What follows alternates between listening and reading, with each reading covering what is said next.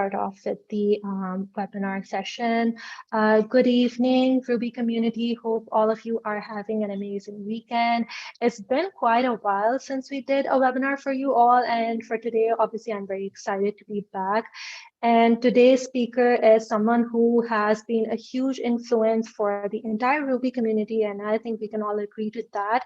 I am really, really proud to present Jeremy Evans. He is the Rubyist behind very popular libraries, including Roda, Sequel, and Rag. He is also the author of the book Polished Ruby Programming. Thank you, Jeremy, for agreeing to be a speaker and present for RubyConf Pakistan on Roda. I guess I should get started. Yes. All right. Please. So let's see if I can get this to work. That looks good. Yes, we are great. So, Jeremy, I'm going to just let you take over the screen and just start off with the presentation. Guys, all of the questions, you can just put it in the live stream chat and they will be answered at the end of the presentation. Jeremy will be doing a dedicated Q&A session at the end of the presentation. So make sure to ask all of the questions in the live stream. So thank you, Jeremy. All right. Well, hello, everyone. It's an honor to be able to present RubyConf Pakistan. My presentation today is on Roda, Ruby's fourth most popular web framework. So Roda was released back in 2014, so it's almost 8 years old now. And Roda focuses on 4 goals: simplicity, reliability, extensibility, and performance. So in this presentation, I'm going to go into more detail about how Roda achieves those goals and why you may want to use it in your applications. So my name is Jeremy Evans. I'm a Ruby committer, and most of my work on Ruby itself is related to fixing bugs submitted on Ruby's bug tracker. I'm also a committer to Rack, the library that all Ruby web frameworks build on top of. I develop and maintain many Ruby libraries in addition to Roda, such as Sequel, Ruby's most advanced database library, and Rodauth, Ruby's most advanced authentication framework. In addition to that, I am a committer to OpenBSD, the security-focused operating system, focusing on maintaining the Ruby ecosystem on OpenBSD. I am also the author of Polished Ruby Programming, which was released last year. This book is aimed at intermediate Ruby programmers and focuses on teaching principles of Ruby programming, as well as trade-offs to consider when making implementation decisions. Now, earlier, I called Roda a web framework, but that's mostly because it competes with other web frameworks you might be familiar with, such as Rails and Sinatra. I usually refer to Roda as a web toolkit for reasons that I'll go into later in this presentation. Now, what differentiates Roda from most other Ruby web frameworks is that it's based on the concept of a routing tree built out of Ruby blocks, integrating routing with request handling. So the use of a routing tree offers multiple advantages compared to the routing approaches used by other Ruby web frameworks, which I will be discussing later in the presentation. Now, since RubyConf Pakistan is a committee of Ruby on Rails engineers and enthusiasts, I'm going to assume that most of you are familiar with Rails. Now, not having used Rails personally for new projects since 2008 and not having used it much at all since 2014, I am not that familiar with modern Rails routing. But here's some examples I took from Rails documentation. So Rails takes all of your routing code and it compiles your routes into a deterministic finite automata engine, so that when requests are submitted, the correct Rails controller actions will be dispatched to. You have no control over what happens specifically during routing beyond the routing configuration methods that Rails offers. Now, hopefully many of you are also familiar with Sinatra, which is Ruby's second most popular web framework. Now, Sinatra's main advantage over Rails is that it's much simpler. You directly specify all of your routes along with a block to handle each route. All of the routes are stored in an array, and when a request comes in, Sinatra will just iterate over the array of routes, and if the route matches the request, it will dispatch to the appropriate block. And like Rails, Sinatra offers you no control during the routing process.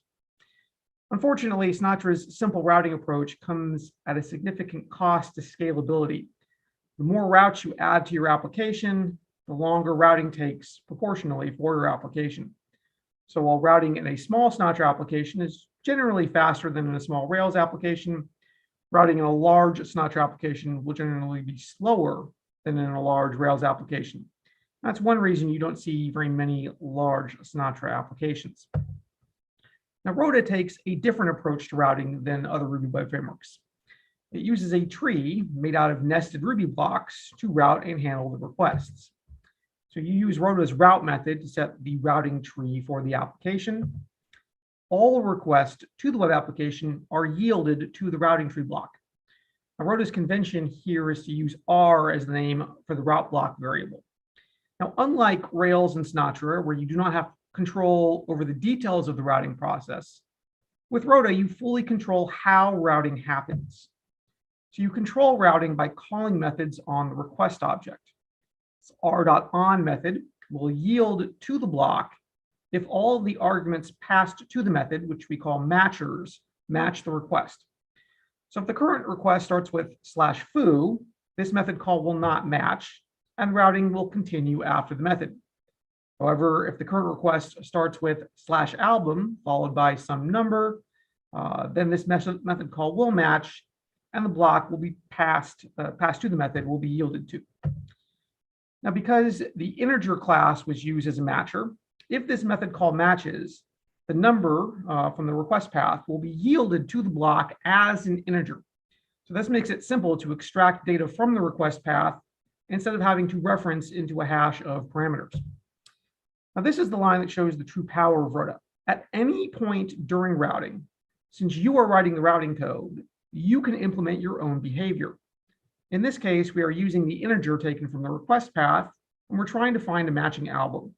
If we find the album, we set the album instance variable, which all of the routes inside this branch can use. If we do not find the album, then this code will call next, which will return from the block and will result in a 404 error page. So this ability to share logic and perform arbitrary actions at any point during routing is what makes Roda applications significantly simpler than web applications written in other frameworks. So if you assume that the number from the request path resulted in a matching album, in this case, routing continues. So the next method call is r.is, which will only match if all of the matchers or arguments you provided match and the request path has been fully consumed after all matchers have matched. Now, in this case, no matchers are provided, which means that this will only match if the request path has already been completely consumed. So this block will be matched for requests such as /album/1, but not for /albums/1/tracks. So assuming the r.is method matched, the block passed to it will be yielded to. Inside that block, we have calls to r.get and r.post. r.get will yield if the request method is get, and r.post will yield if the request method is post. So inside these r.get and r.post blocks are where you would put the code to handle the related routes. In both of the r.get and r.post blocks, you don't have to worry about retrieving the related album, since the previous code already retrieved it for you. If you assume that the request path is /album/1/tracks, in this case, the r.is method will not match because the request path was not fully consumed by the time r.is was called. So as I mentioned, in this case, r.is does not yield to the block. It just returns without doing anything. So in that case, routing will continue to the next statement, which is r.get with an argument of tracks. So when you call r.get with an argument, in addition to matching only if the request method is get, it also treats all arguments similar to r.is, only matching if all arguments match and the request path has been fully consumed by the end of matching. So if the request path is /album/1/tracks and the request method is get, this will match because the /albums/1 part of the path has already been consumed by the r.on call, and the r.get method call will match the remaining /tracks. So hopefully that gives you a flavor for how routing works in Roda. The most important part to remember is that Roda gives you the ability to run arbitrary code at any point during the routing process. Now, it's hard to express how powerful this is and how much simpler it can make code, but I will attempt to give some examples later in the presentation. So I cannot take credit for this routing tree idea, although I am the one that came up with the term routing tree. The idea of routing using nested Ruby blocks comes from Rum, a library by the original author of Rack, which was never released as a gem. The idea was later used and refined by Cuba, another web framework for Ruby. And Roda is a fork of Cuba that keeps the same general approach of routing using a tree of Ruby blocks, but it significantly improves performance and allows for easier extensibility.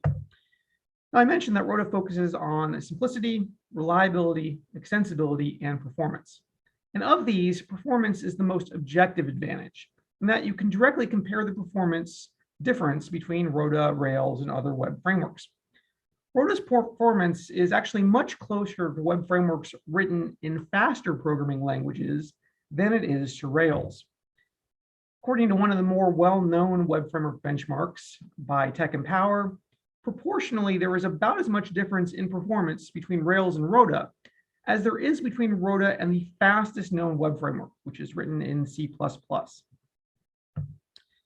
Tech and Power's benchmarks are more general, and they do not specifically focus on performance for large numbers of routes. However, since I specifically wanted to make sure that Roda's approach scales to a large number of routes, I wrote a benchmark specifically for that. And this benchmark is called R10K, and it benchmarks Ruby web frameworks using 10, 100, 1,000, and 10,000 routes. So the purpose of R10K is to check web frameworks for routing scalability to see if they still perform well as the number of routes increases. So R10K is open source on my GitHub, and I welcome external review to make sure I'm not doing anything stupid or unfair to the other web frameworks. R10K has seen contributions from a handful of other Rubyists, including the author of Hanami. So here are the runtime results for Roda, Sinatra, Rails, and Hanami. And pay no attention to the absolute numbers, as it's only the relative performance differences that matter.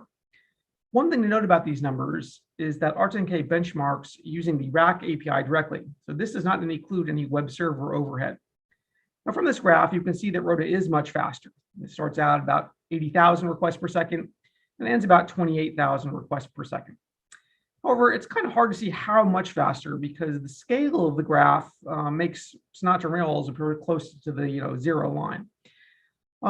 Rails performance decreases slowly from a little under 1,000 requests a second at 10 routes to about 750 requests per second at 10,000 routes.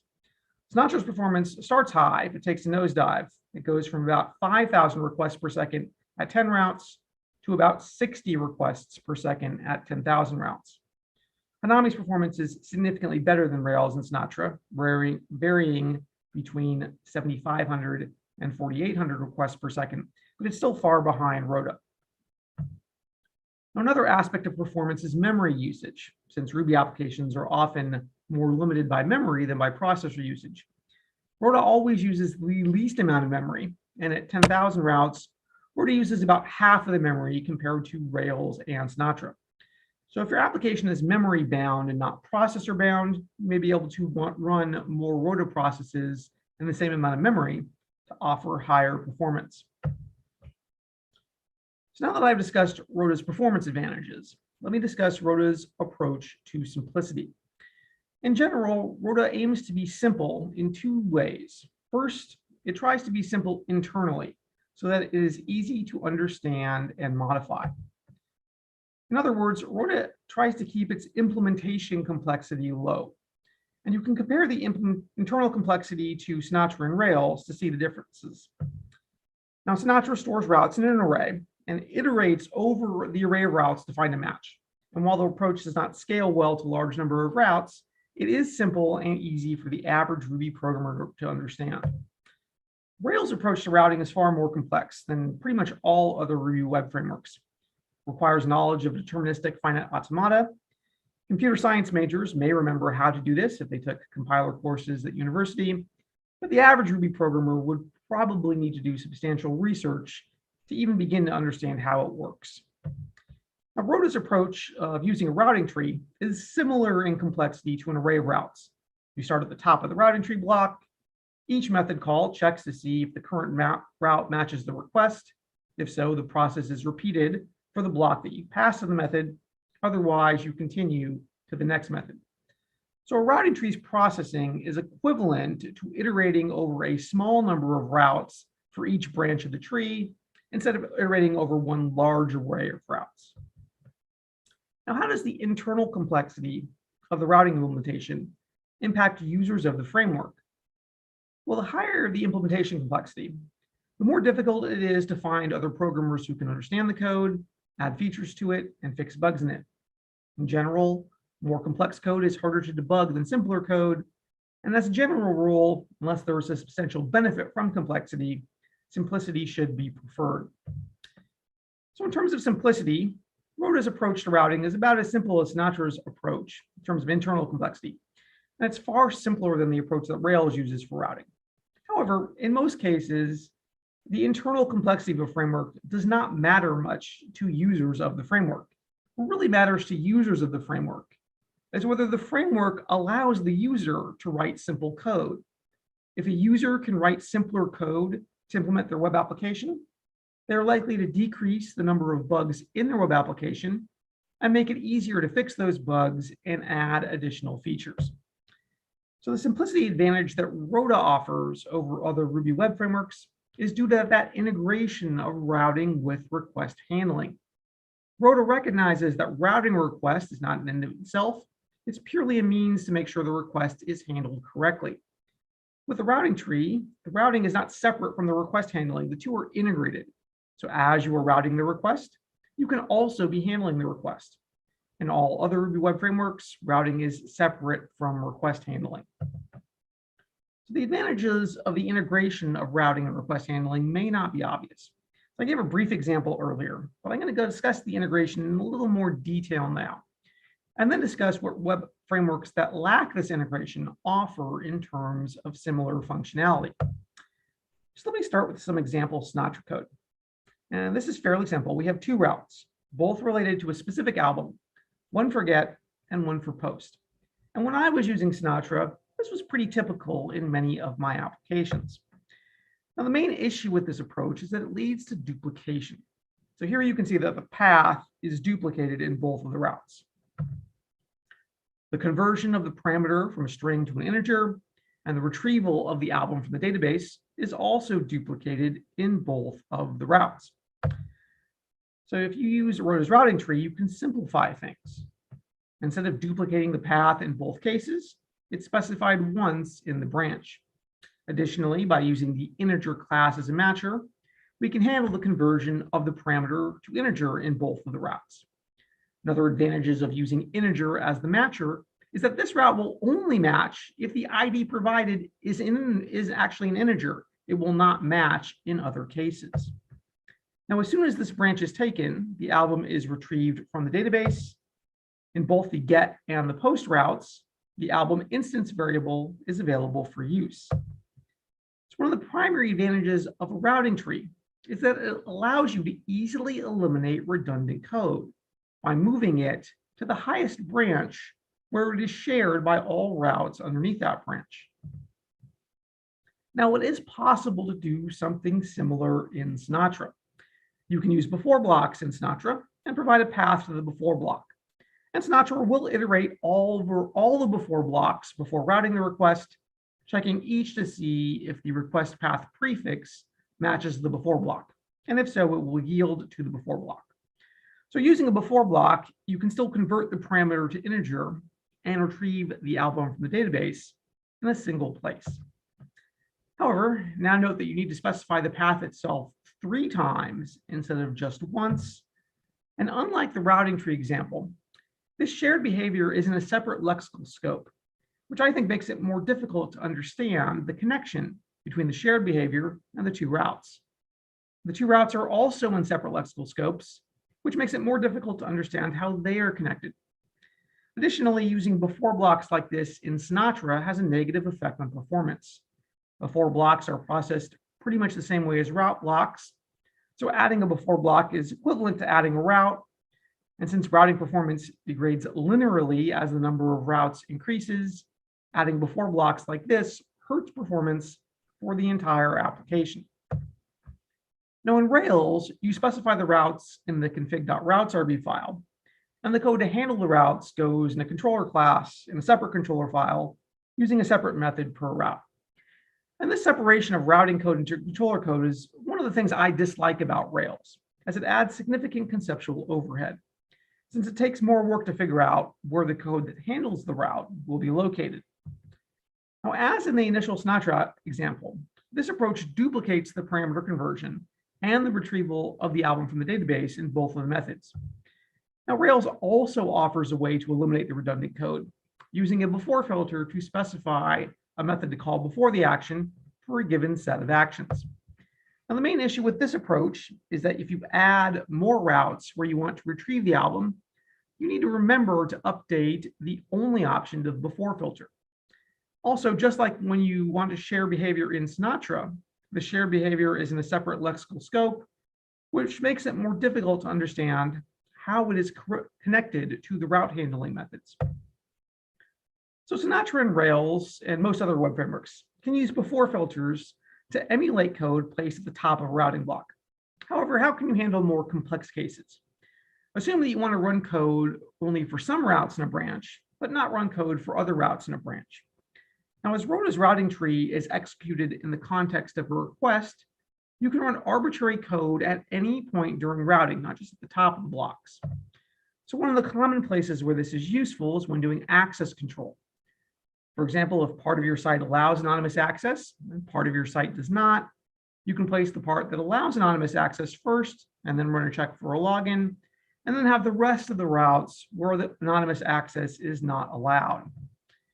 And this is pretty much an issue with all sites that support authentication, since the login action must be available to users who are not already authenticated. Now, this type of access control is kind of a pain to handle in Sinatra. When I was using Sinatra, the usual way I would handle this would be to specifically whitelist each path or prefix that allowed anonymous access. And that works okay if you only have a small number of paths that allow anonymous access. But it quickly becomes difficult if you have a large number of separate paths that allow anonymous access. I suppose another approach would be to put the require login method in every single Sinatra route that requires a login, but I think that's an even larger pain. Implementing this type of access control is also more complex if you're using Rails. Usually in Rails, this would be handled by using a before filter in application controller that required a login. And then in each controller where you want to allow anonymous access, you need to skip the before filter. And this spreads the access control handling to multiple places in the application. And again, it requires you to specifically whitelist all of the allowed actions. Now in Roda, since a routing tree is directly executed, you can include arbitrary logic that affects routing at any point during routing. Now in this example, you have a routing tree that makes a list of albums available to everyone. And for admins, it routes other requests to an admin site rack application. Now in Sinatra, this is more difficult. You have to add routes for each request that you want to support with splats so that Sinatra will only do a prefix match on the request path. And then you have to have the block pass if it's not an admin request. And if it is an admin request, you need to create a new environment to call the admin site rack app with. And then you need to call the admin site rack app. I am sure this is possible in Rails as well, but I don't actually know how to do it. I know you can use mount in your routes file to mount a rack app at a given prefix, but I'm not sure if that also supports the ability to check for things like admin permissions before dispatching to the rack app. Well, these improvements may seem small, but taken together, they can result in much simpler applications. While it's possible to eliminate the redundant code without a routing tree using before filters, in most Sinatra applications I've looked at, this is not done as it's not natural. The usual case is code is just copied into all of the routes that need it. And that doesn't surprise me because when I was writing Sinatra applications from about 2008 to 2014, that's what I would do. Using a separate before filter for every set of get and post routes, while it is possible in Sinatra, feels unnatural. Now, back in 2015, a year after I created Roda, I analyzed one of the applications that I had been working on for a couple of years, which is a process automation system that my office uses. And this application was originally built using Sinatra, and it was switched to Roda in 2014. And when it was using Sinatra, it had redundant code in most of the routes. And when I switched it to using a routing tree, I was able to eliminate the redundant code by moving it up to the highest enclosing branch where it was shared by all of the routes. Now, back in 2015, this application had 79 total routes. And to get to those 79 routes, there were a total of 36 branches in the routing tree, where the branch contains other branches or routes. Of those 36 branches containing other branches or routes, 25 contain code that was shared by all routes under the branch. In most cases, the code that was shared was either retrieving objects from the database or for enforcing access control. That means that 70% of the time there were branches in the routing tree, the integration of routing and request handling resulted in the elimination of redundant code. This means that if I wanted to eliminate the same redundant code in Sinatra or Rails, I would have to add 25 separate before filters. For this presentation, I decided to reanalyze the application to determine, if the situation had changed. So currently the application has 72 total routes. This application has gained some features and it's lost others. I think the main reason for the decrease in the number of routes was that the application used to have its own routes to handle authentication, and now it uses Rodauth for authentication. So those routes are no longer counted. Now, Rodauth is an authentication framework built on top of Roda, and all Rodauth routes use Roda's routing tree to share logic. However, to be conservative, I didn't consider Rodauth routes in this analysis. So to get to those 72 routes, there are now a total of 35 branches in the routing tree, where the branch contains other branches or routes. This is a slight decrease in the number of branches. Now, of those 35 branches, 29 contain code that was shared by all routes under the branch, which was a significant increase compared to the 25 branches that had shared code back in 2015. In the last 7 years, we've designed newer parts of the application to take advantage of Roda's ability to more easily share code. That means with the current code base, 83% of the time that there are branches in the routing tree, Roda's integration of routing and request handling resulted in the elimination of duplicate code. It means that if I wanted to eliminate the same redundant code in Sinatra or Rails, I would have had to add 29 separate before filters. Now, this analysis also shows that if you actively build your applications around the use of a routing tree, you can derive even greater benefits from sharing code between multiple routes. Using a routing tree makes it natural to share code for all routes under a branch. So web applications that use a routing tree naturally tend to avoid redundant code. Using before filters to eliminate redundant code is not natural in most other web frameworks. So even though it's possible, it's often not done, and the natural approach leads to redundant code.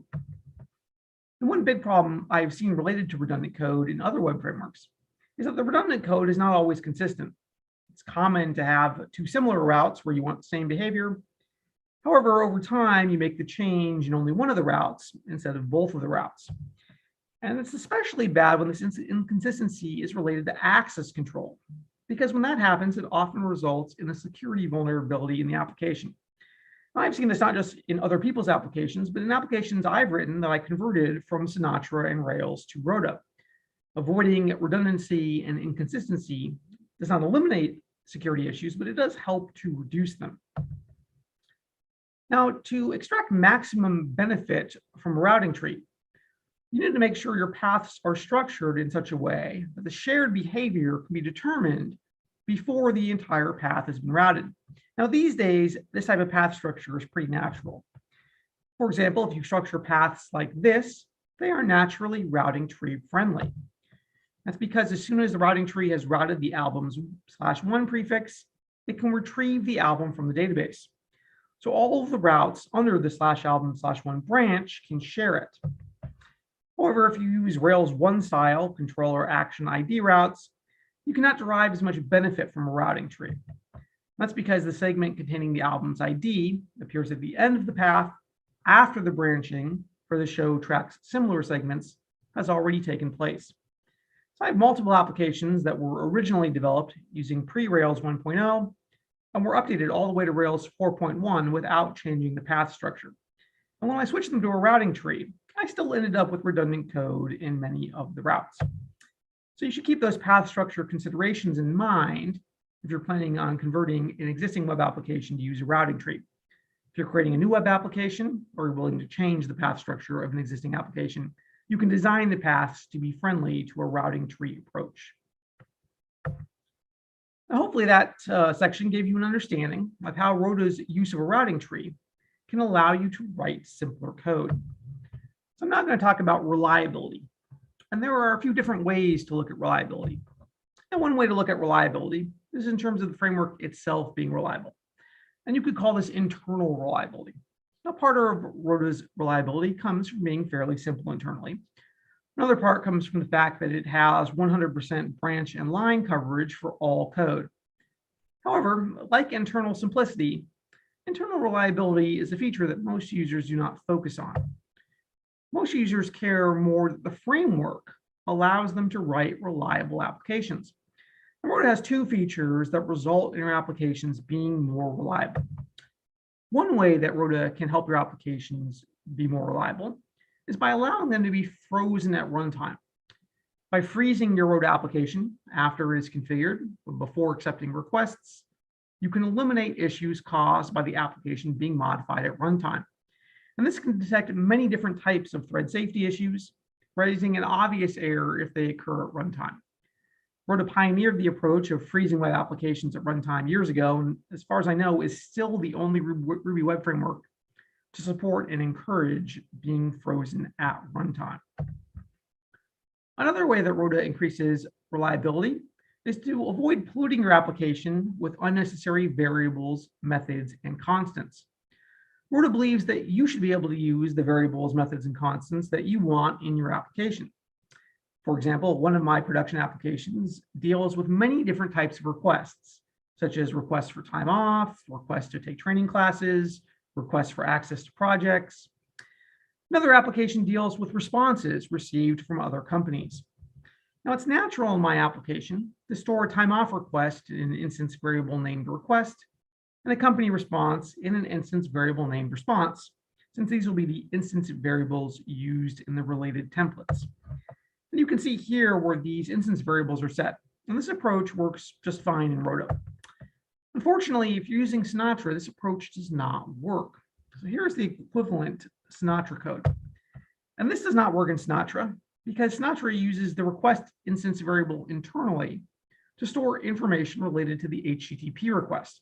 So if you do this, Sinatra will raise an exception later. Similarly, Sinatra stores the HTTP response in the response instance variable. So if you set the response instance variable, Sinatra will raise an exception later.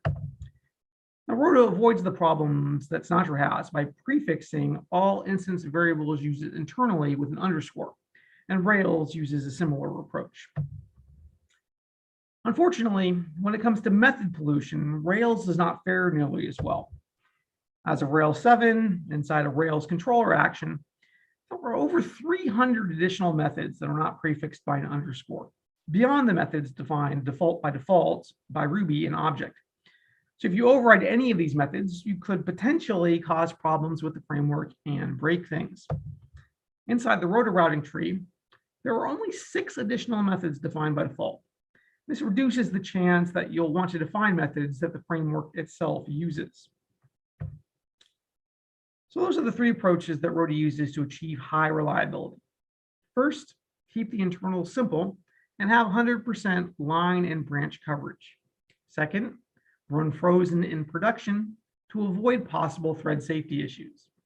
Third, avoid polluting the execution environment as much as possible by avoiding internal instance variables that conflict with instance variables the user might want to use, and limit the methods defined as much as possible. So now that I've discussed how Roda achieves its goals of performance, simplicity, and reliability, we can focus on the 4th goal, which is extensibility. The Roda's goal of extensibility means that Roda has a very small core, which is focused on routing requests via the request method and path. All of the non-core features are added via plugins. So Roda ships with over 100 plugins, and there are many plugins that are shipped in external gems.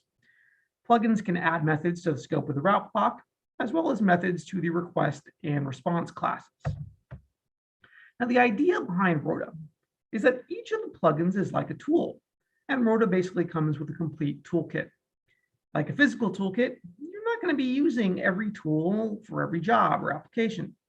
Some jobs require some tools like a screwdriver, and other jobs require other tools like a hammer.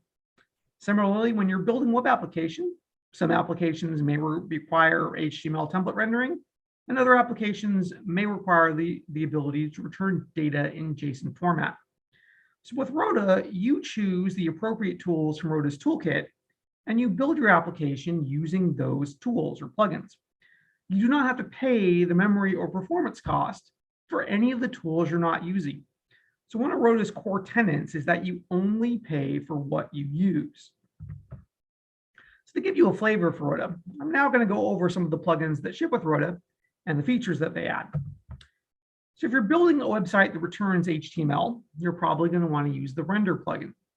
The render plugin builds on top of the tilt library, which is the same library that Sinatra uses for template rendering. Tilt supports a wide variety of different template libraries. So pretty much any template type that you would like to use is probably supported. Like Rails, Roda's default template engine is ERB. Now, the render plugin has extensive support for compiled templates, ensuring that template rendering is as fast as possible. It even uses compiled template support in development mode to improve development velocity. If you want to handle automatic generation of JavaScript and/or CSS during development and compile JavaScript and/or CSS into single files for use in production, Roda ships with an assets plugin for that. Roda's assets plugin is configured via a simple options hash, and it does not require any alternative language runtime such as Node installed, unless such a runtime is required by the asset template engine in use. If you want to serve static files from a directory, Roda has a public plugin that supports that.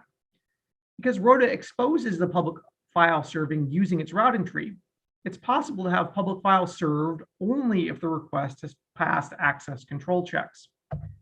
In some cases, you might want to have multiple directories that are used to serve static files, such as to support different file types or to serve different classes of users.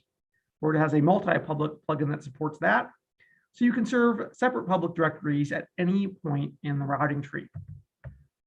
As an example of how minimal Roda is, core Roda does not come with HTML escaping because not all applications need it. The H plugin adds an H method for handling HTML escaping strings. In some cases, even for applications generating HTML, the H plugin is not needed because the render plugin can support automatic HTML escaping. For API applications that are designed to return JSON instead of HTML, Roda ships with a JSON plugin. So the JSON plugin allows your routing blocks to return hashes, arrays, or other configured objects, and it will automatically convert those objects to JSON to use as the response. And that makes it so you don't have to convert the objects to JSON manually.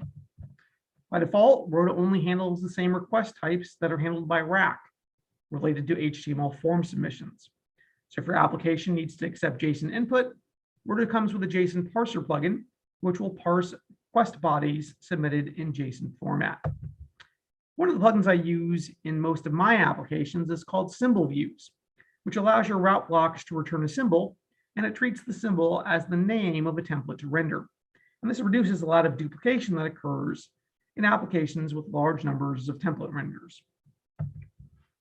Another example of Roda's default minimalism is that by default, it only has methods for handling get and post requests. If you want to add methods to handle other request verbs, such as put and delete, you can use Roda's all verbs plugin. And one of the limitations of Roda's default routing tree is that all routing must happen in a single Ruby block. And since you cannot have a Ruby block that spans multiple files, that means that all routing must happen in a single Ruby file, which is only appropriate for small web applications. So Roda has multiple ways of splitting the routing tree into multiple Ruby blocks in order to support larger applications. The most common plugin to use to support multiple routing blocks is called hash routes, which allows for using a separate block for each top-level branch of the routing tree. For very large web applications, it can be used in a nested format to support sub-branches of the routing tree. I use this in all of my large web applications to separate routing, each top-level branch of the routing tree, into its own block and file. Roda ships with a content security policy plugin to enable you to easily configure an appropriate security policy for your application, which can be customized on a per branch or per route basis. One of the largest security issues in Ruby web applications comes from incorrectly handling submitted parameters. Due to the fact that Ruby uses dynamic typing, it's easy for attackers to submit unexpected types in parameters.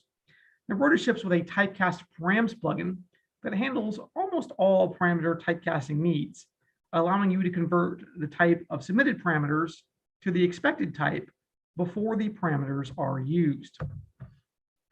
If you want to send email in your web application, Roda has a mailer plugin for that.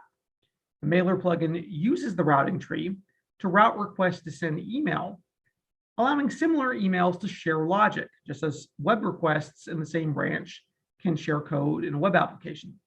This generally results in the same benefits that a routing tree offers for web requests, because it results in simpler email generation code. If you want to process received email, Roda has a mail processor plugin that supports that. This is commonly used by applications to process replies to emails that are sent by the application so that users can interact with your application by replying to email. It uses a modified routing tree approach to share logic during the processing of received emails, which generally results in simpler processing code. Roda ships with a route CSRF plugin that implements strong cross-site request forgery protection, so that all forms need to be submitted with a token that's not valid, not just for the current session, but it also matches the expected request method and path. This protection offered by the route CSRF protection is significantly stronger than the CSRF protection that Rails uses by default, since Rails will still accept generic CSRF tokens, even if you configure it to generate route-specific CSRF tokens.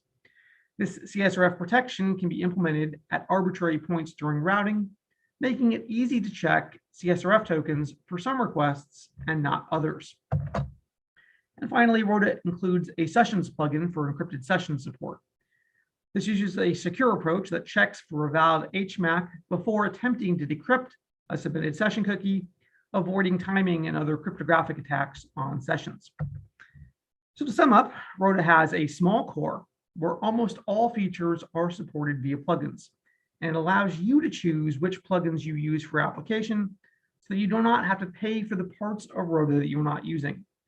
And this is in strong contrast to Rails, which ships with all features enabled by default, where you have to choose which high-level features you want to disable. It's also in contrast to Sinatra, which does not include support for many of the features that are shipped with Roda. And many people have this idea that if you use something that is not Rails, you end up having to rebuild most of what Rails gives you. And that may be true with Sinatra, but it's definitely not true with Roda.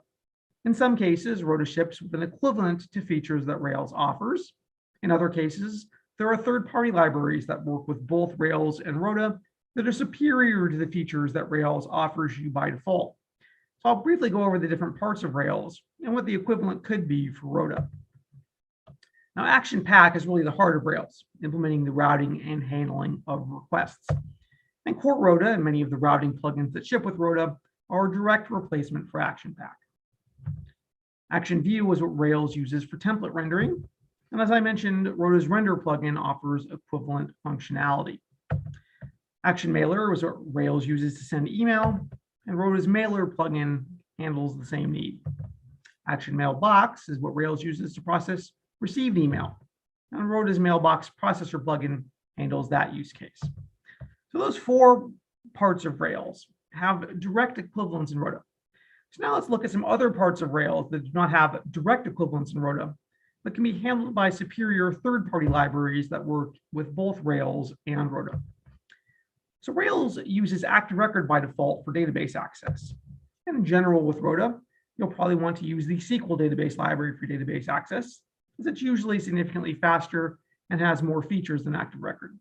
SQL also uses a similar plugin system design so that you don't have to pay for the parts that you're not using. Rails uses active model as an abstraction layer for model objects, handling things like validations. SQL supports many of the same features of active model and can comply with the active model API using the SQL active model plugin. Action cable is what Rails uses to implement WebSocket support. In general, you can replace action cable with any cable, which offers much better performance and is not tied to Rails. Rails uses active storage to handle and process uploaded files. Shrine is a superior third-party library for handling uploaded files, and it supports both Rails and Roda. Rails uses active job as an abstraction layer for various job libraries. Unless you really need such an abstraction layer, you can remove it completely and use the native API for the job library you are using, such as Sidekick. Rails uses action text to handle rich text content editing, which uses the Trix JavaScript library to implement the editor. You could probably replace action text with something like CK editor on the JavaScript side and store the data using SQL instead of active record. So the final piece of Rails is active support, which modifies many of Ruby's core classes and often ends up breaking things in libraries not designed around usage with Rails. In general, you can replace active support with Ruby's core classes and standard library. In my opinion, one of the best things about using any web framework other than Rails is that you're not forced into using active support. So if you're familiar with Rails, hopefully you can see how you can handle all the same needs while using Roda. Now, choosing to use Roda instead of Rails involves a trade-off. First, while I think Roda's routing approach is in general technically superior to Rails, there is one feature that Rails offers that Roda does not offer related to routing, and that is route introspection, or the equivalent of showing what routes are available in the application. Because routes are not stored in a data structure when using a routing tree, because a routing tree is really just Ruby code, you cannot introspect your routes like you can in most other Ruby web frameworks.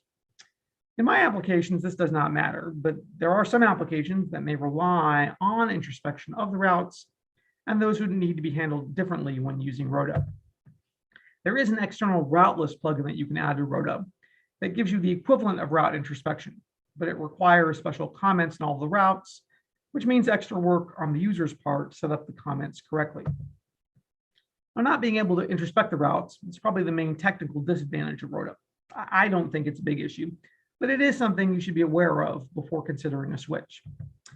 Now, the one other major consideration when deciding whether to use Roda relates to network effects. I mentioned that Roda is the fourth most popular Ruby web framework, but it's still much less popular than Rails or Sinatra. It's definitely going to be easier to find Ruby programmers who already know Rails than it will be to find Ruby programmers who already know Roda. On the flip side, it's probably significantly easier to learn Roda than Rails, as Roda is simpler and smaller. Similarly, it's going to be easier to find Ruby libraries that already work with Rails than it will be to find Ruby libraries that already work with Roda. While Roda has good options for most common web programming needs, Rails is going to offer considerably more options. For less common web programming needs, you are more likely to find a library that already works with Rails, and it's possible you may not be able to find a library that already works with Roda. So the choice of whether or not to use Roda instead of Rails depends mostly on how much you value the technical advantages that Roda offers compared to the network effects advantages of Rails. I hope you had fun learning about Roda. Let me go over briefly what I discussed today. I discussed how Roda's routing tree allows you to create simpler web applications by allowing you to easily share logic between related routes. I discussed how Roda names internal instance variables so they do not conflict with instance variables you use in your application, and how it limits the methods defined to the bare minimum needed to function. I also discussed how Roda is designed to run with the application frozen to easily detect undesired modifications at runtime. I discussed how Roda is built with a very small core and ships with over 100 plugins. This allows Roda to operate like a toolbox where you only have to pay for the tools that you use. And finally, I discussed and gave some examples showing that Roda is much faster than other Ruby web frameworks. If you're interested in learning more about Roda, please visit the website at roda.jeremyevans.net, which has extensive reference documentation on Roda itself, as well as the plugins that ship with Roda. In addition to the documentation on Roda's website, there was a free online book about Roda named Mastering Roda. This book was originally written by Federico Iacchetti, and a few years ago it was open sourced. So I've edited and rewritten large parts of the book. I now keep it up to date with changes in Roda. So if you're looking to learn Roda from scratch, it is a great place to start. If you enjoyed this presentation and you want to read more of my thoughts on Ruby programming, consider picking up a copy of Polished Ruby Programming. And that concludes my presentation. I would like to thank all of you for listening to me talk about Roda. And if you have any questions, I'll be happy to answer them now. All right. Well, Jeremy, thank you so much for that very, very comprehensive presentation. I really enjoyed how, you segmented the whole presentation and how you've kind of given like this trade-off of, like how does Roda compare to Rails, and especially talking about the network effects. I think that is really important to get into, deciding, if a Ruby programmer, if they want to, what trade-off are they actually giving up on? So I feel like, that was very important, and you've done a really good job in explaining the network effects and the technical capabilities Roda offers. I think that was very impressive. Thank you. All right, so we will be moving on to the Q&A session of our live stream. So guys, if you have any questions, now is the time to, put them in the live chat. We did have a couple of questions. So while the rest of the audience, they put in more questions, we are just gonna answer some of the ones that were previously asked. So, well, for starters, a welcome message from Hamad Khan. He was saying, thank you, Jeremy, for coming to RubyConf Pakistan. So thank you, Hamad. Yes. Right. So another question, early on in the presentation, there was this question from Kamal. He was asking, I'm thinking what else we want to do with routing. We already have plenty of things present in Ruby on Rails. So what are such use cases where you feel Rails routing is not sufficient? I do feel like you've, touched base, but, you can kind of like reiterate. Yeah, I mean, I want to say the Rails can do much of Roda can do. I think Roda does a better job at it. So it's not like Rails can't do what Roda does, or Roda has features that Rails doesn't have. I think if you write the same application in Roda and Rails, it'll be simpler in Roda. It'll be faster. It'll be easier to maintain. But you can certainly do the same things with Rails. It's not like Rails is deficient in that way. I just think it'll probably take longer and won't result in as simple code. Absolutely. I do feel like, that's like kind of the same thing that you kind of mentioned, that, they do provide the same features, but it's the performance aspect of Roda that, really that takes the cake. And, that's where the technical capabilities of Roda comes in. Yeah, I mean, the performance is certainly important, but my reason I use Roda personally, I don't have like strong performance needs because I don't have, like, I build applications that are used by a government agency. I don't have tons and tons of users. The most important thing to me is that it keeps code simple. That's much more important to me than it's fast. I mean, it is fast and that's great. And a lot of people use it because it's fast. But for me personally, the most important thing to me is it results in simpler applications. And that's why I use it. Right. Well, that is definitely something. And, if someone is looking for simplicity in their code base, then maybe, Roda is the way for you to go. So another question that Kamal, stated was on types case params, not related to it. Nowadays, some companies are moving to static type in Ruby as Ruby 3 is static type. What are your thoughts on it? As for new Roda framework, why not static type? I mean, static typing, I personally don't use it. I mean, I think if you want to use static typing, there's probably better off picking a different programming language than Ruby.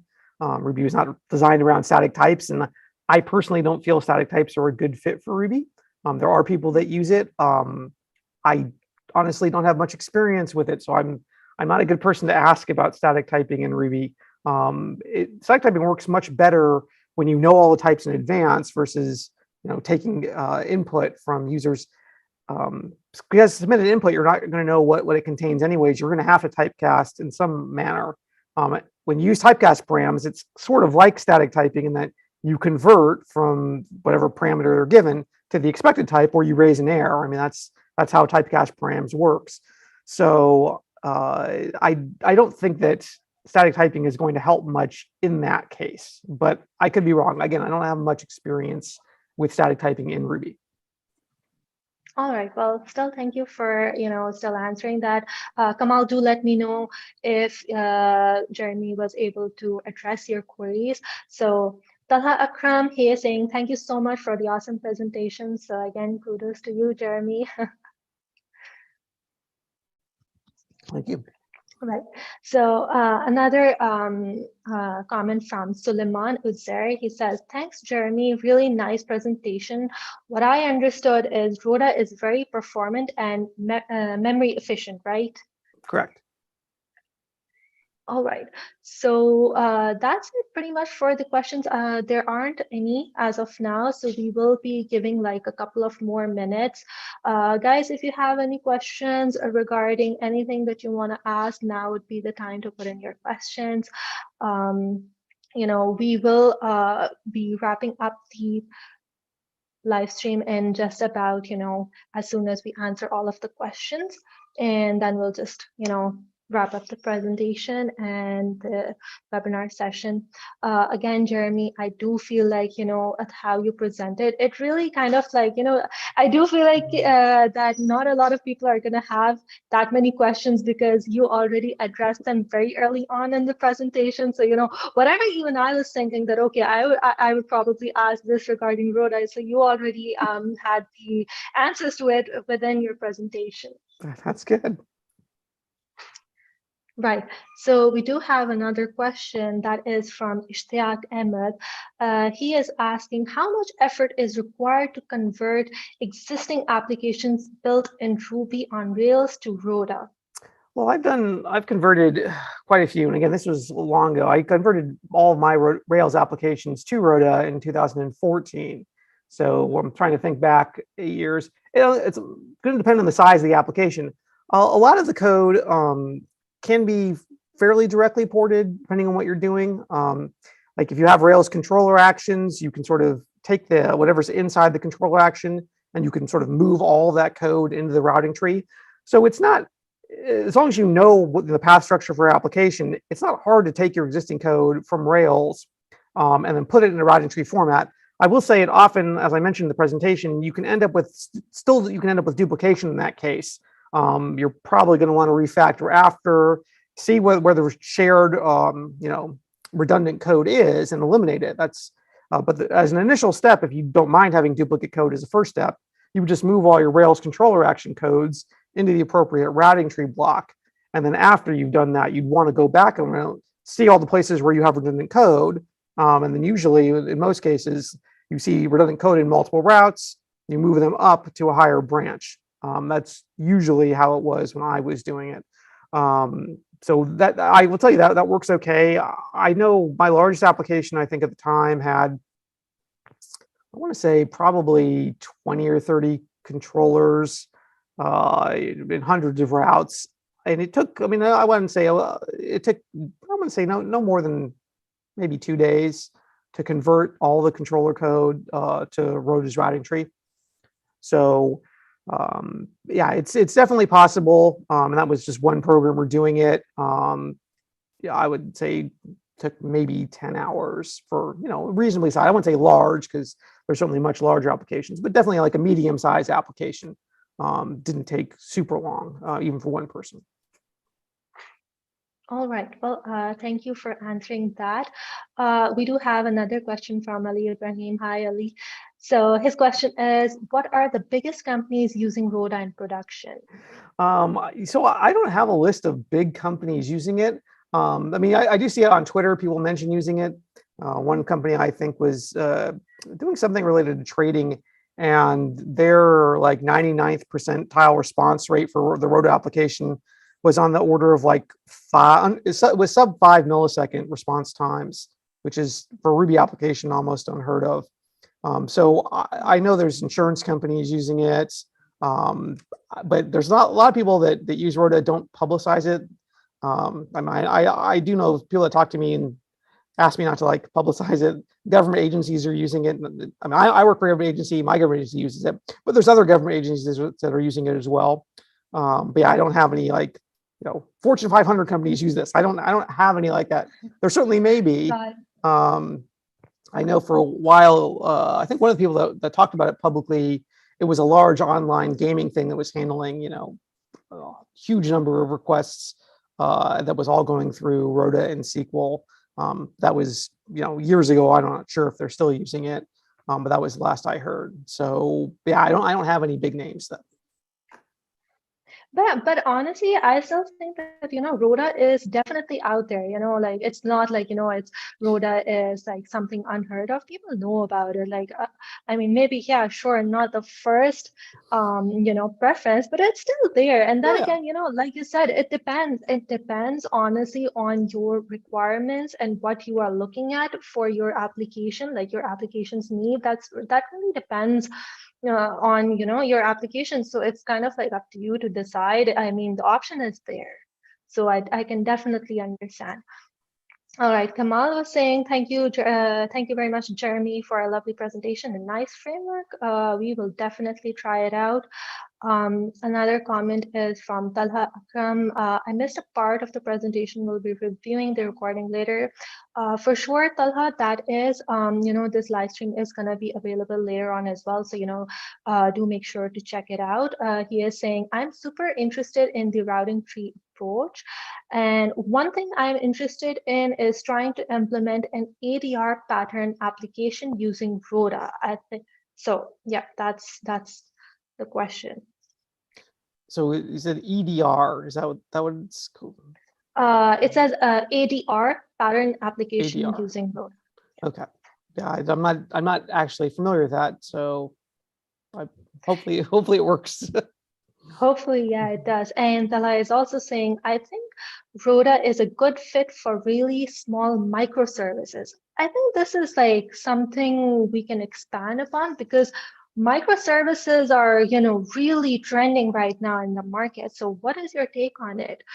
Yeah, I mean, certainly Roda is very good for microservices. I mean, that's one of the big problems with Rails is Rails scales up fairly well, but doesn't scale down very well. I mean, it's not, you would not use Rails for microservice because it's so large and takes up so much memory. So Roda is really good for that. Sinatra is also fairly good for that as well. One of the disadvantages with Sinatra is it doesn't scale up very well. So Roda's advantage is it scales down all the way and it's super fast at the low end, and it scales up all the way. As far as you can scale Rails, you can scale Roda just as far. So it goes the full spectrum. It's not like just high or just small applications, just large applications. It does both small applications very well, and it does large applications very well as well. Right, absolutely. I do feel like we had been doing a lot of research on, microservice applications and everything. So one of the challenges that a lot of companies do face is, from shifting, especially migrating from monolithic architecture to microservice architecture. And then again, it depends on the tech stack that they're using.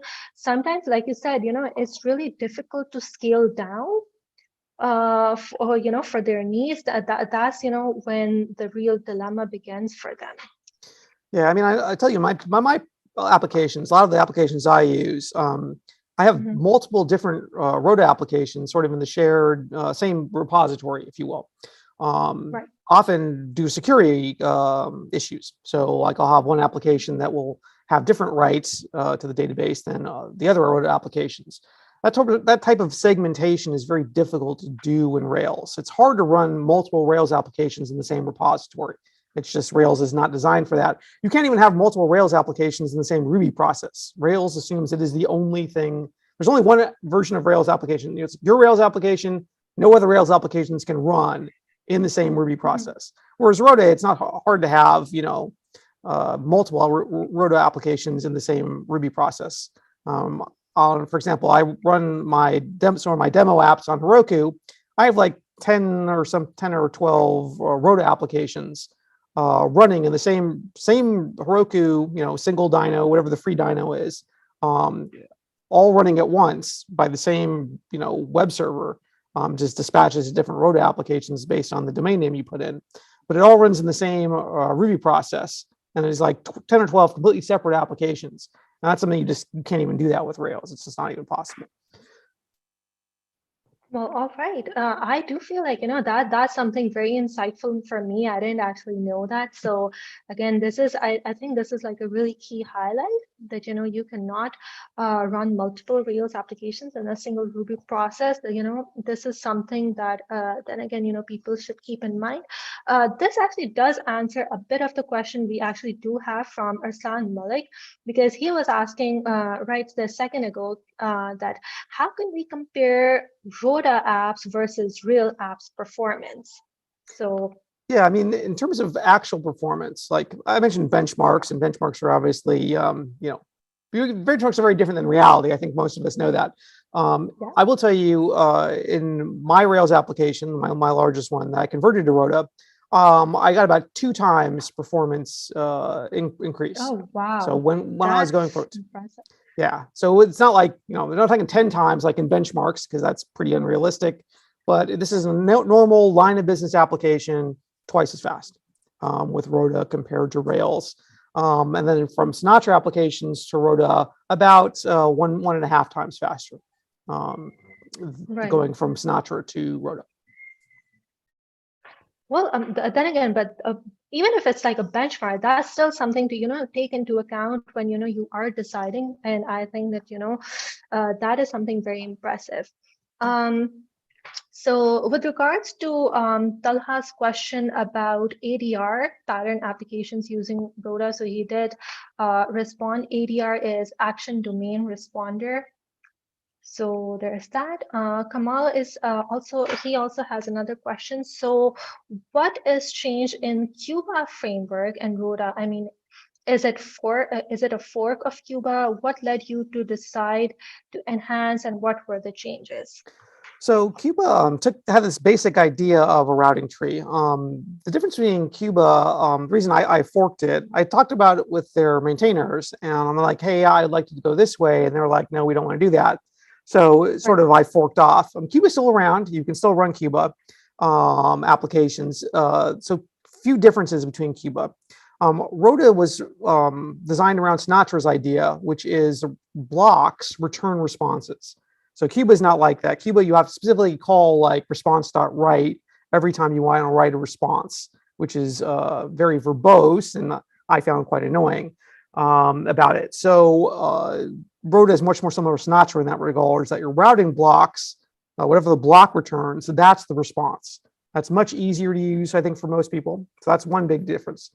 The other big difference is Cuba doesn't have the same issue with like extensibility. Cuba is very small, sort of like Roda is small. It has, I would say, when I made Roda, I took the main part of Cuba and I sort of split up some of it, but Cuba is still very small. But it doesn't have any of the plugins that Roda has. Roda has Right. tons of plugins to handle web programming needs. Cuba's like, this is the very basics, and everything else you should build yourself. The designer of Cuba is very much into minimalism. Not just Cuba, like all of his other libraries are really cool, but they're very minimalistic. It's like, this is the minimum you're going to need. Everything else you should build yourself, which is, I think, a nice philosophy, but I don't exactly share that. I think most people want to have, big tools they can use to build things quickly and not have to build everything themselves with these sort of super minimal tools. So that's one other difference. I think the main difference in terms of use is that in Roda, the routing stuff is you're calling methods on the request object. That's why you have the route, like Roda route yields the request, and you call like r.on, r.is. All the routing methods are on the request. And one of the reasons I did that specifically is I didn't want to pollute the scope of the route block with all of these routing methods, because the scope of the route block is what, like if you evaluate templates, like you render templates, that's the scope of the template as well. And it doesn't make any sense to have all of these methods defined there, like on and is and get and post. If you call them inside like your templates, it's going to do something you don't expect, because that's not what you want. So it's very deliberate to keep the routing part of it tied to the request part instead of just being in general in the scope of the route block. So that's one main other difference. Also, some of the anti-pollution stuff.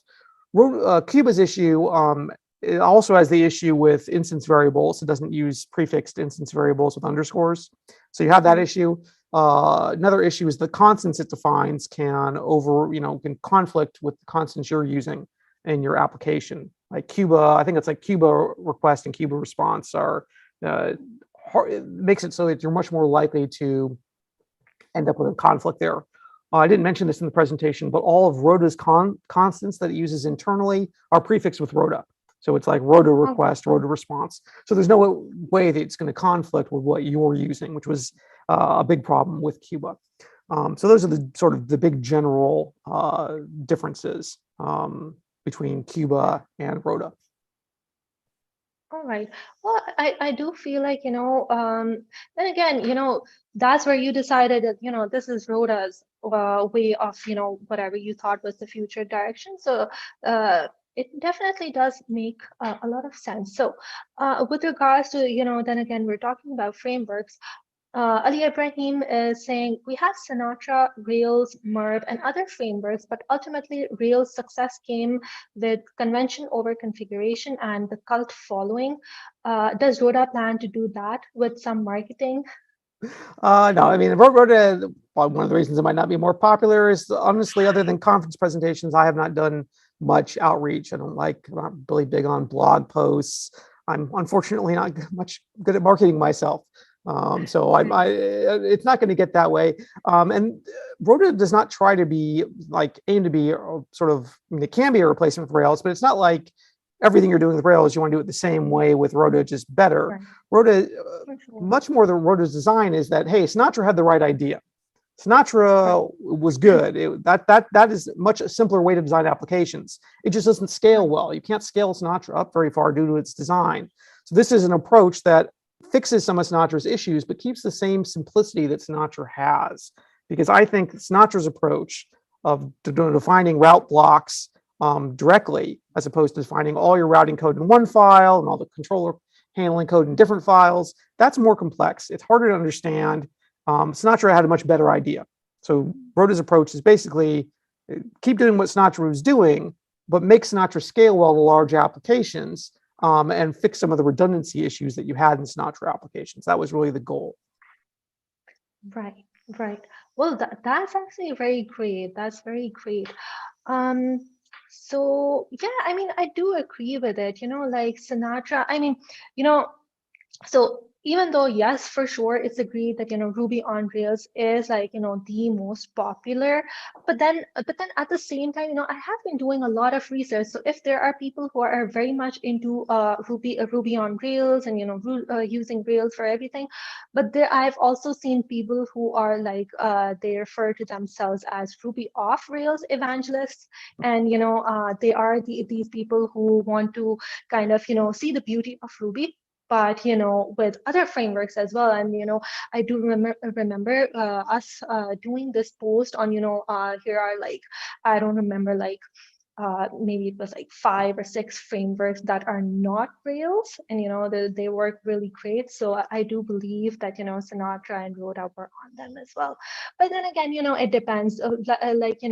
Those Ruby off Rails evangelists. So it depends on what their thought process is and what they are going for with regards to their project requirements.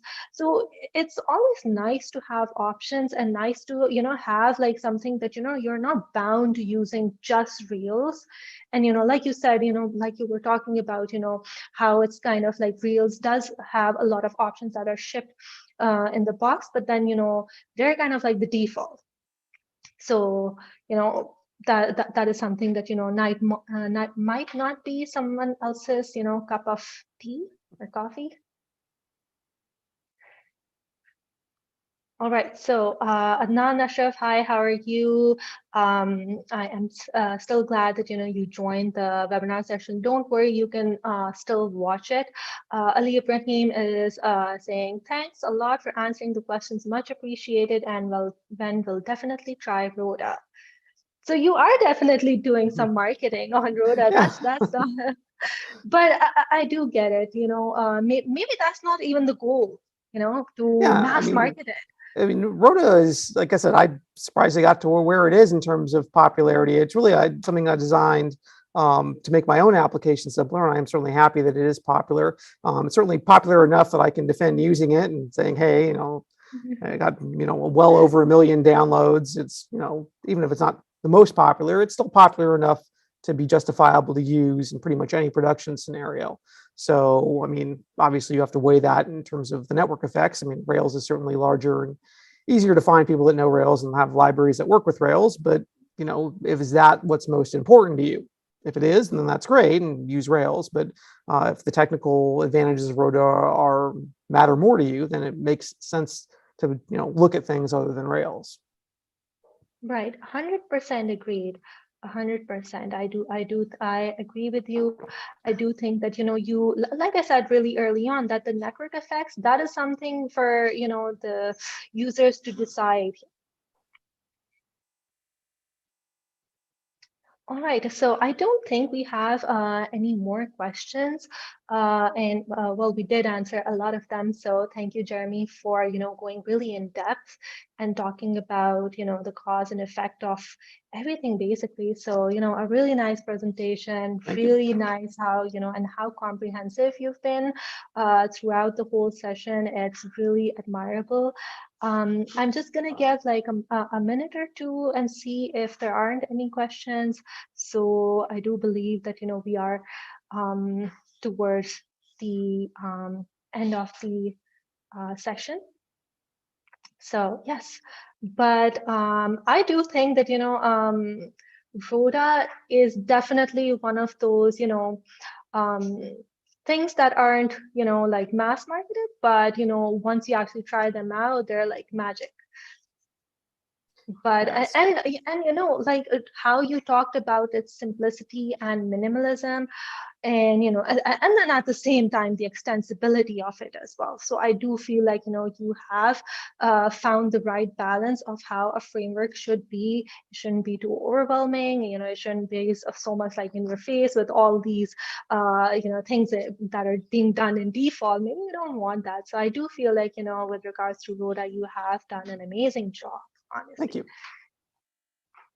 All right, so I don't think we have more questions. So let's just end the webinar session again. Thank you so much, Jeremy, for taking out the time. It was definitely an amazing session. Thank you to everyone who tuned in to our live stream and asked questions, because like I always say, it's you all who make these webinar sessions so engaging. So I hope all of you have a really good weekend, and please, keep in touch with us with regards to more sessions that we'll be doing with more speakers as well. Oh, actually, we do have another comment from Kamal. He is saying, I think Jeremy needs to write a book on Roda like he does, simple and easy. Yeah, I mean, the Mastering Roda book I mentioned, it's not a paper book, but it is an online book. I did re-edit it and rewrite a lot of it. So if you're looking for an introduction, that is probably the best place to start. For sure, for sure. So what we'll do is, as like you said, it's open source. So we will link that book in the description box here in the YouTube. So if somebody wants to check it out, they can do that. Other than that, I am sure a lot of people are, like big fans of you, like especially myself, like when I first introduced, because it's the same thing. I mean, I actually like I mentioned that when I was writing about, so it was really about SQL, right? So I know it's not the topic of today's presentation, but I do still feel like it's worth mentioning, because you did mention a little bit when you were talking about active record. Yeah. So there are areas where there were a lot of talks and conferences on this as well, that where active record doesn't seem enough, and that's where SQL came in. So I do feel like, tools like these, they do have a lot of capabilities, but they just don't get that much recognition. But then again, I do feel like, what you have done with SQL, like the documentation, everything, that was really, honestly, it was really impressive and, very, thought out in terms of like the documentation. I personally, when I was writing on it, I didn't have any problem understanding, what SQL is and what amazing things it can do for you. So it's the same thing. I mean, I do feel like, your approach to doing development of these tools, frameworks, whatever you want to call it, you do have that knack for minimalism and simplicity. Yeah, I mean, Roda and Sequel definitely have the same sort of design of Yeah, Roda to a greater extent. Sequel, I sort of inherited as a project. It was right. already kind of large, and one of the problems of starting out kind of large is it's hard to grow because you don't want to break backwards compatibility for people that are already using it. So you have to be. For sure. It takes much more effort to. It's much easier to add something than it is to take something away. So it's better to start small and then add optional features versus to start something large. And then if someone doesn't want to use the large features, it's much harder for them. So it's Right. almost always, in my opinion, better have something that's sort of the smallest thing what you need, and then allow to build on top of it plugin systems, things like that, so that people can add the features they need, and people that don't need those features don't have to pay for those features. A lot of I mean, Sequel's built that way, Roda's built that way, Rodauth is built that way. I think it's a hugely better way to design systems, small cores, plugins, or similar things for extensibility compared to humongous monoliths that you have to use the entire thing Absolutely. for, which is, I don't like that approach. No, again, like I said, I do agree with you 100%. I think, that's how it should be. Start small and see, the response of the developers and see, what improvements can be made, because then you have to remove, and then, that's another, like effort that you have to make. So 100%. Well, I think, now is the time we'll just wrap up the webinar session. So again, thank you so much, Jeremy. It was amazing, amazing having you. And on behalf of RubyConf Pakistan, would really like to express my gratitude for taking out the time and doing this amazing session for us. Well, thank you so much for having me. All right. Well, everybody, I hope you all have a very nice weekend, and, stay tuned for more sessions. Let me know that, who do you want in our next speaker, whoever it is, or any kind of topic you want for us to cover. Do let me know, and hope you all have a really good weekend. Bye-bye.